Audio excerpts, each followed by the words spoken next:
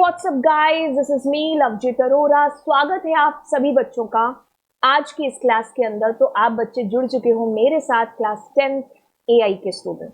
तो हम लोग कर रहे हैं जी डेटा साइंस, और हमारा जो लास्ट टॉपिक बचा है वो है जी KNN, यानी कि के नियरेस्ट नेबर। शुरू करने से पहले एक थोड़ी सी कहावत क्या आपने सुनी होगी, अक्सर हमारे टीचर्स पीटीएम पर ऐसी कहावत हमारे पेरेंट्स के सामने बोलते हैं कि जैसी संगत वैसी रंगत। कोई शरारती बच्चे हैं, आप उनके साथ रहोगे तो तुम भी वैसे ही हो जाओगे, या फिर ऐसा अक्सर माना जाता है कि चोर के साथ रहने वाला भी क्या होता है, चोर होता है। तो ऐसा हमारा दिमाग, हमारा जो ह्यूमन नेचर है या ह्यूमन इंटेलिजेंस है, वो ऐसे काम करती है कि आप उसके साथ रहोगे तो आप भी वैसे ही है जो होंगे जैसा आपका दोस्त है। अच्छा, मैं आपको ये चीज क्यों बता रही हूँ, क्योंकि यहीं से शुरुआत होती है आपकी के नियरेस्ट नेबर, ये जो एल्गोरिदम है इसकी। हम किसकी बात कर रहे हैं? आर्टिफिशियल इंटेलिजेंस की। एक इंटेलिजेंस जो हमारे पास है वो प्योर इंटेलिजेंस है, उस भगवान ने हमें दी है। हम इसी का ही एक क्लोन बना रहे हैं, मतलब जैसा हम जिस तरीके से सोचते हैं, हम चाह रहे हैं कि वो जो एआई है वो भी ऐसे ही है जो सोचे। तो हमारा दिमाग जैसे काम कर रहा है ना, आर्टिफिशियल इंटेलिजेंस जैसे काम, जो नेचुरल इंटेलिजेंस है जैसे जैसे काम कर रही है, हम जैसे सोचते हैं, बस उसी सोच के ऊपर ये पूरी की पूरी एल्गोरिदम है जो काम करेगी। चलिए इसको और डीप में समझते हैं, ज्यादा कहानियां ना बुझाते हुए परिभाषा के ऊपर है जो आते हैं। बड़े ही ढंग से आप लास्ट तक बैठे रहोगे, और अगर आप सच्चे मन से इस टॉपिक को सीखने आए हो ना, तो ये मेरी गारंटी है कि लास्ट में आते आते ये टॉपिक बिल्कुल आप ही की मुट्ठी में है जो होगा। बस आपको इत्मीनान और विश्वास रख के इसको सुनते जाना है कि मैं क्या बोल रही हूँ। चलिए, अब इसकी किताबी भाषा कहती है कि बहुत ही इंपॉर्टेंट है, एक ऐसी आप कह सकते हो एक एल्गोरिदम है जो मशीन लर्निंग के अंदर है, बहुत पावरफुल, बहुत ही आप कह लो कि यूज में आने वाली एक ऐसी एल्गोरिदम है। तो कहता है कि KNN is one of the simplest yet powerful supervised machine learning algorithm.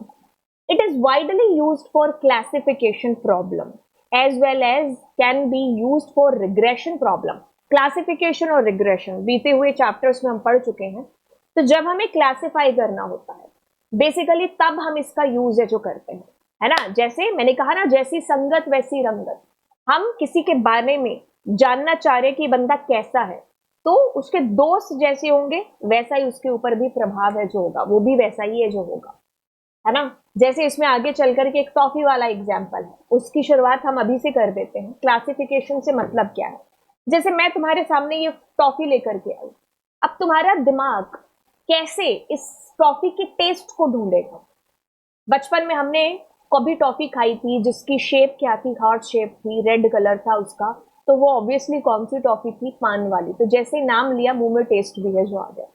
वैसे चलिए एक और टॉफी दिखाते, कच्चे आम वाली टॉफी, है ना। तो बचपन में हमने खाई थी, हमारे दिमाग ने ढूंढा हरा रंग और ऐसे राउंड शेप में है, तो ये कच्चे आम की टॉफी है जो होगी।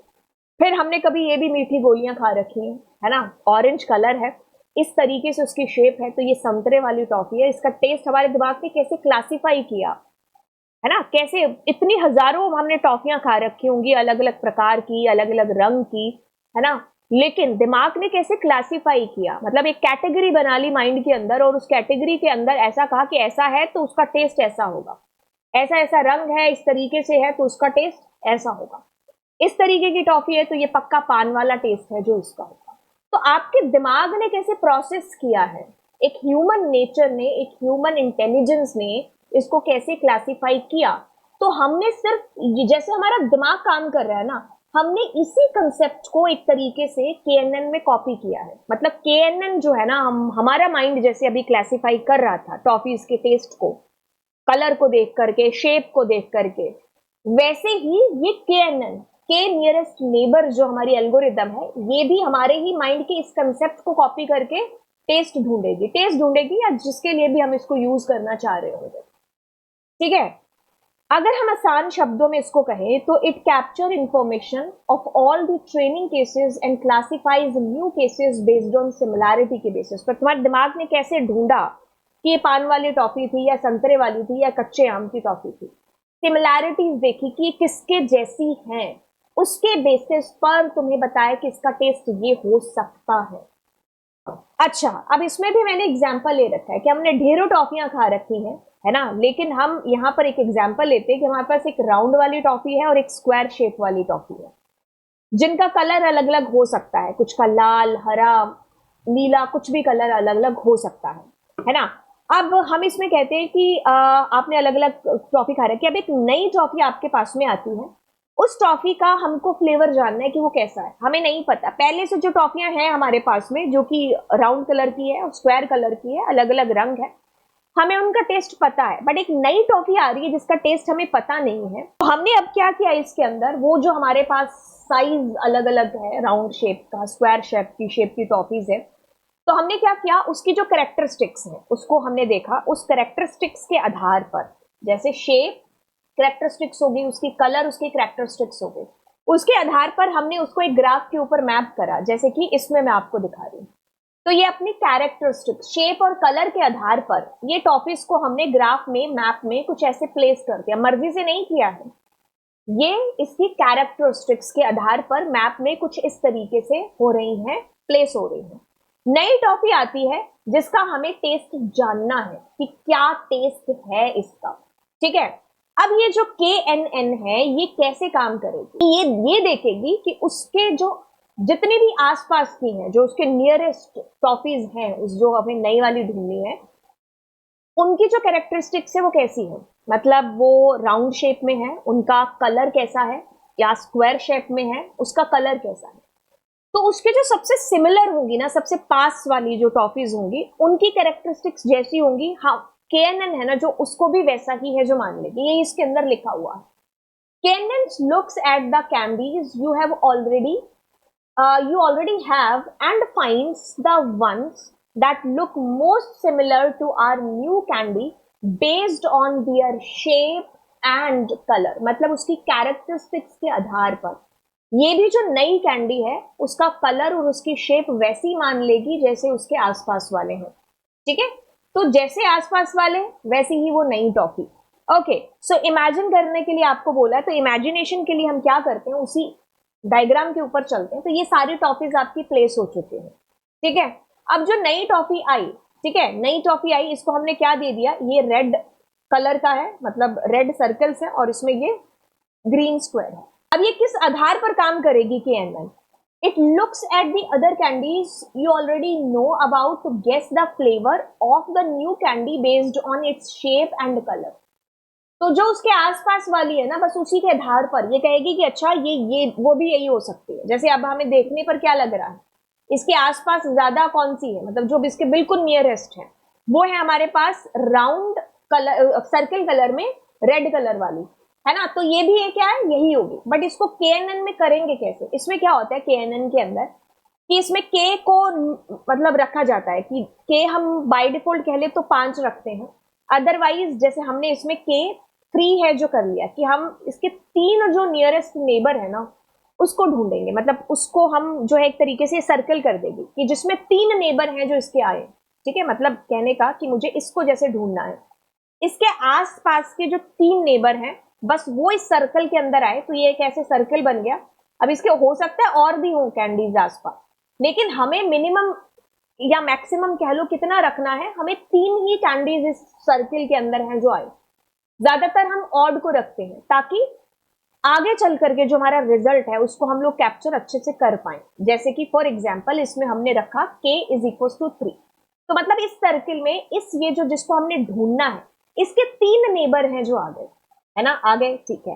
तो अब हमारे पास क्या है, तीनों के तीनों एक ही कैटेगरी से बिलोंग है जो करते हैं। ये तो चलो बाय चांस हो गया, है ना, तीनों के तीनों किससे करते हैं, एक ही कैटेगरी से बिलोंग करते हैं। वो कैटेगरी है इसमें कि इसका कलर रेड है और इसकी शेप कौन सी है, सर्कल की है।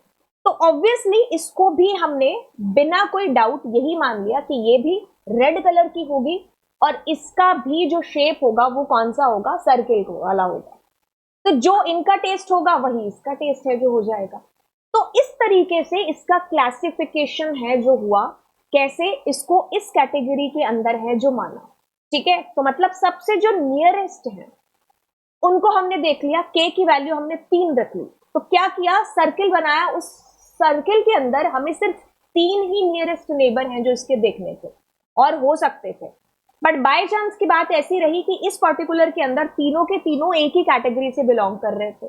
मान लीजिए यहां पर एक और होता जो कि ये ग्रीन कलर वाला होता, तो ऐसे केस में क्या था, दो की वोटिंग पड़ रही थी किसको, रेड कलर और सर्किल को, एक की वोटिंग उस केस में पड़ती किसको, स्क्वायर और ग्रीन को। उस केस में भी हम इसकी शेप यही मानते कि ये रेड और सर्किल वाली है, क्योंकि ज्यादा वोटिंग हम देख रहे होते हैं। ठीक है, तो ज्यादा वोटिंग जिसकी तरफ होगी तो हम उसी को ही उसके जैसा मान लेंगे कि अच्छा ये इसके सिमिलर इस तरीके से, राइट। तो ये ऐसे हमारी केएनएन एल्गोरिदम है जो काम करती है। ठीक है, अभी तक हमने क्या चीजें देखी, पहले उसकी एक समरी देख लेते हैं। पहला पैराग्राफ हमें ये कह, पूरे की समरी हमें कह रही है कि जो नया डेटा पॉइंट आएगा उसके आसपास के पड़ोसियों को देखना है।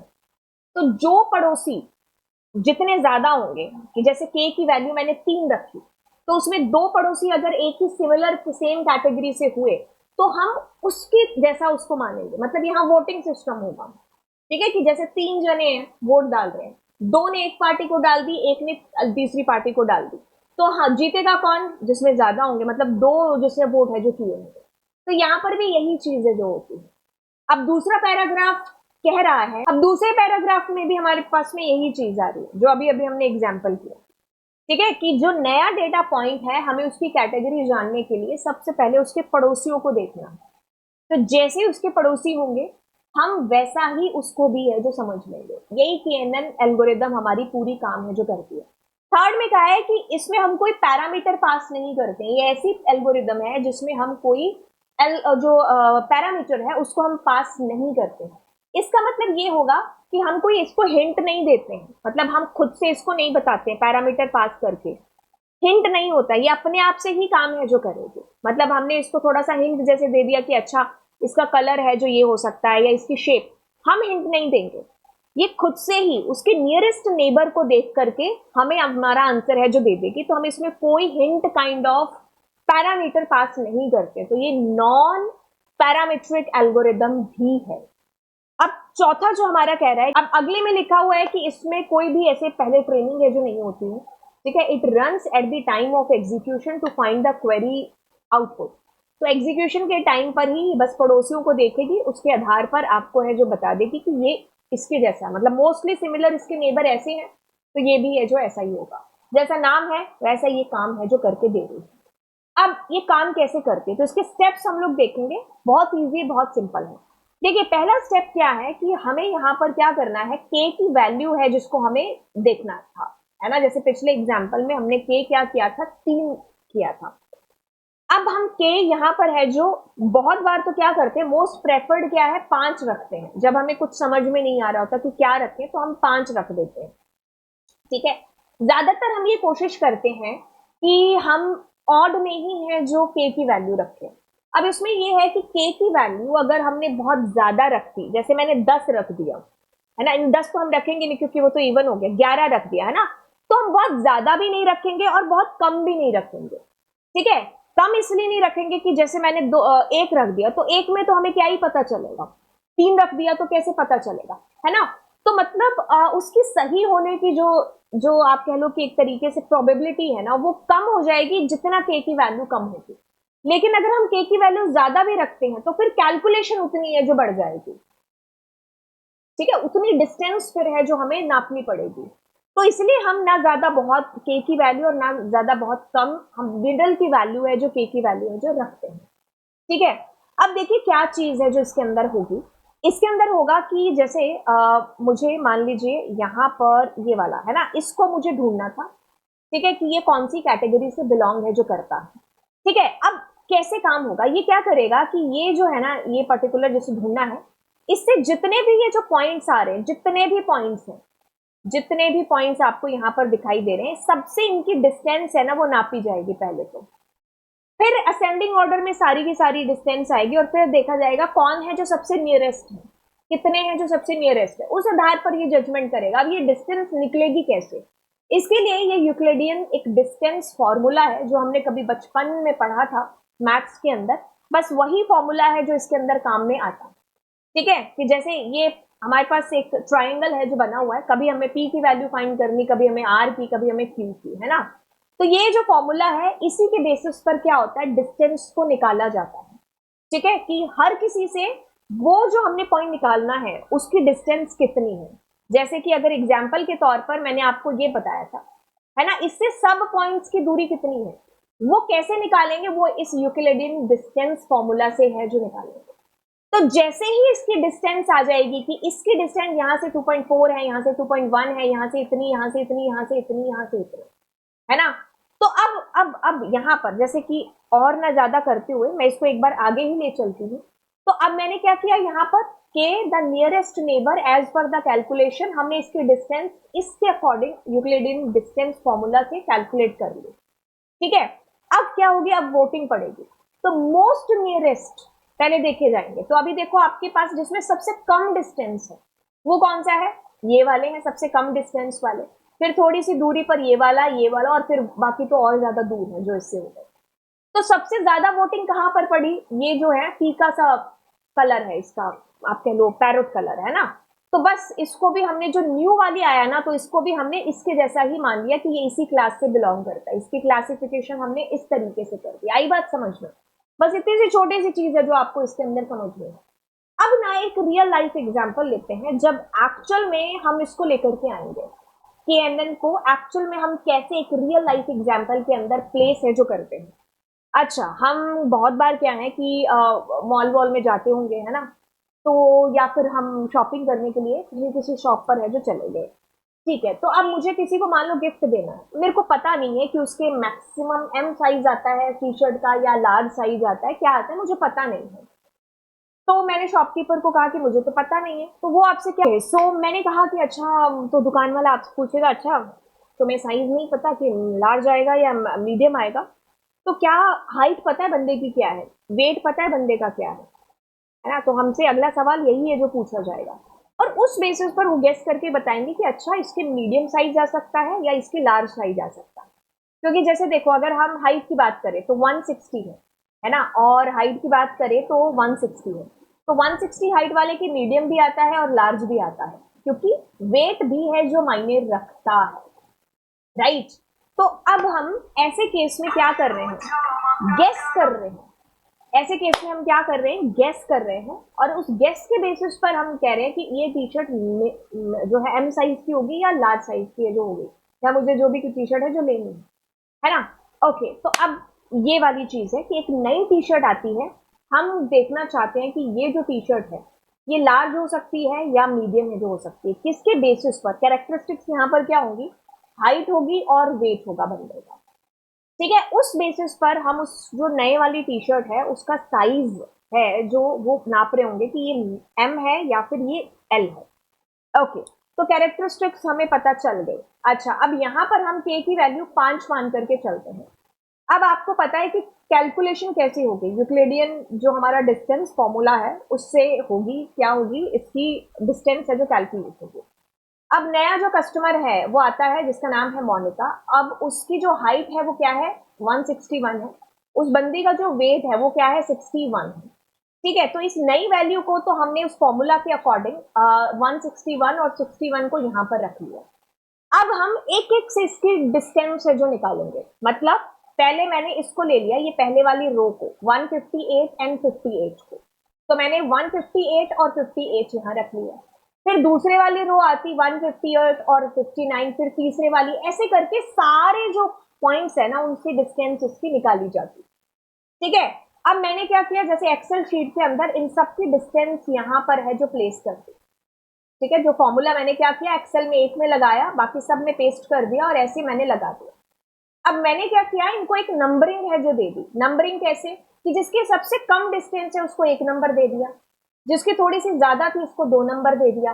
फिर एक ऐसा भी आया कि जिसमें सिमिलर हो रही है, जैसे 2.2 और 2.2, इसको हमने 3 दे दिया। अब 3 दे दिया तो 4 नहीं देंगे, ठीक है, तो 4 को हमें छोड़ना ही पड़ेगा। और फिर आगे वाले को हमने 5 है जो दे दिया। तो ऐसे करके हमने क्या किया, ऐसे k = 5 था, तो ये 5 हमने ले लिए जिनकी सबसे कम डिस्टेंस है। अब उस आधार पर क्या हुई, वोटिंग हुई। ठीक है, अब उस आधार पर क्या होगी, वोटिंग होगी। के बाद में आप पढ़ेंगे वोट। ठीक है, तो वोट पढ़ेंगे तो ऐसे पढ़ेंगे कि ये भी कह रहा है m, ये भी कह रहा है m, ये भी कह रहा है m, ये भी कह रहा है m, बट l हमारा एक ही आ रहा है। तो 5 में से 4 वोट किसकी तरफ गए? मीडियम साइज की तरफ गए। तो मतलब अब वो जो नया कस्टमर है उसके कौन सी टी शर्ट आएगी? मीडियम साइज की ही आएगी, है ना। तो इस तरीके से हमने इसको जब ग्राफ में प्लेस किया तो कैरेक्टरिस्टिक्स के आधार पर, यानी कि जो हाइट थी वो यहां लगा दी, जो वेट था वो यहां लगा दिया, उसके आधार पर ये सारी टी शर्ट इस तरीके से प्लेस हो गई। तो मैंने ऑरेंज कलर को दे दिया लार्ज, और ये जो कलर था स्काई ब्लू इसको दे दिया मैंने मीडियम। तो अब ये जो नया आया है ना, तो नया आया तो नए बंदे की जो मैंने, आप कह लो कि इसकी हाइट क्या थी? 161 थी, है ना, ये थी 161 और वेट था इसका 61। तो इस आधार पर इसका जो प्लेसिंग है वो यहां हो रही है। अब ये मिनिमम साइज की है या लार्ज साइज की है, इसको पता करने के लिए सारे पॉइंट से इसकी डिस्टेंस निकली, फिर जो सबसे कम डिस्टेंस वाले 5 थे उनको लिया, उनकी वोटिंग कराई। तो इसमें से 1, 2, 3 और 4 जने हैं जो वो कह रहे हैं कि ये m है, तो ये m ही है, ठीक है। तो इस तरीके से ये जो KNN ग्राफ है ये काम करता है। तो बस इसका साइज है जो आपके पास निकल गया। अब मैंने आपको इसको बहुत ही आराम से इसको बता दिया है, ठीक है। एंड यस, आप जो है आपको कहीं पर भी इतने इजी तरीके से इसकी परिभाषा तो शायद ही है जो मिल जाए, क्योंकि मैंने इसको इतना सर्च करके आपके लिए बड़ी सिंपल तरीके से इसको लेकर के आई हूँ विद रियल लाइफ एग्जाम्पल के साथ। तो चलिए, हमारा ये डेटा साइंस वाला चैप्टर है जो यहीं पर समाप्त होता है। तो चलिए फिर मिलेंगे आपको अगली क्लास में नेचुरल लैंग्वेज प्रोसेसिंग चैप्टर के साथ में। तो bye bye and God bless you all.